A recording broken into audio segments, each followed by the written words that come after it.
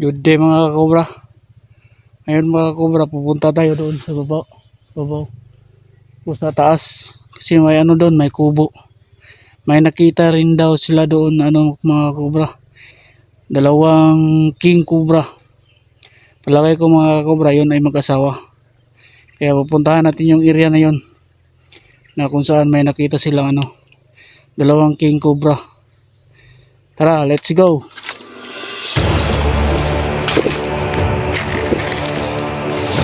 Ito mga cobra. Tingnan mga cobra.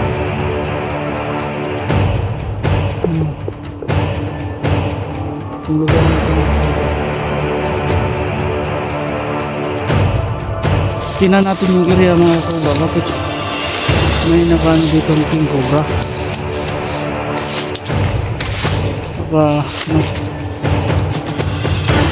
Isa naman nakita na sila doon mga cobra. Dalawang king cobra. Pupuntahan natin yung area nyo. Ang taas mga cobra. Yun pa sa taas. Yun yung dinaanan natin mga cobra.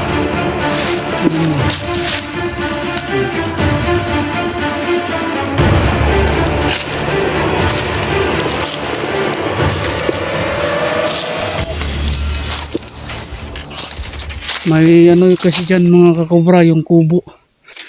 Yung kubo, may kubo dyan sa itaas.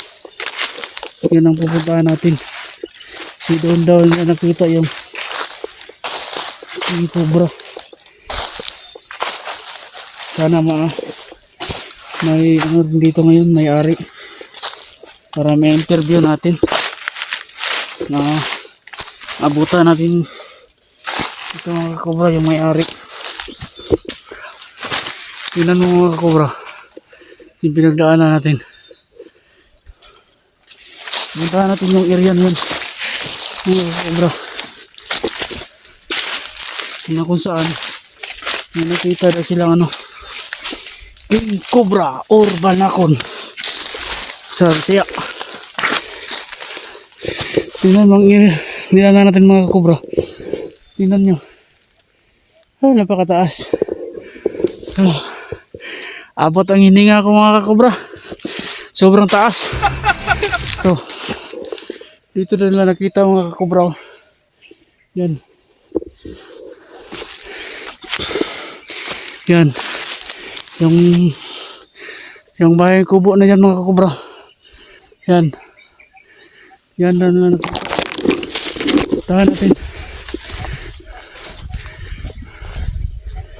Mayroon bang may-ari dito mga kakobra. May interview natin kung saan nila banda nakita yung sinasabi nilang banakon or king cobra. Ay, parang wala nang nakatira dito mga kakobra. Parang hindi na naman. Pero wala ng tao dito mga kakobra.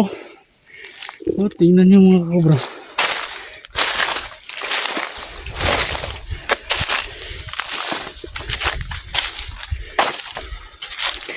Dito daw nila nakita yung mga kakobra. Dito daw nila nakita yung isang sinasabi nilang banakon or king cobra. Dito na sa lugar na ito mga kakobra. Sobrang taas mga kakobra sa area. Sobrang taas. Dito na nakita mga kakobra. Pinuntahan natin. Kung may mabutan tayo dito, pero walang may-ari dito mga kakobra.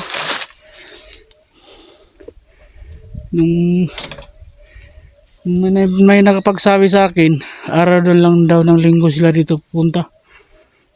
Yun ang sinasabi sa akin, may nakapagsabi. Wala namang tao dito ngayon mga cobra. Tingnan nyo, sira na ang kanilang bahay kubo. Pero dito sila natutulog mga cobra, dito sa lugar na ito. Dito Yan, sira naman yan. Dito okay pa. Pag pumunta siya dito mga kakobra, araw ng Sabado. Araw ng Sabado. Hapon. Kasi dito sila matutulog.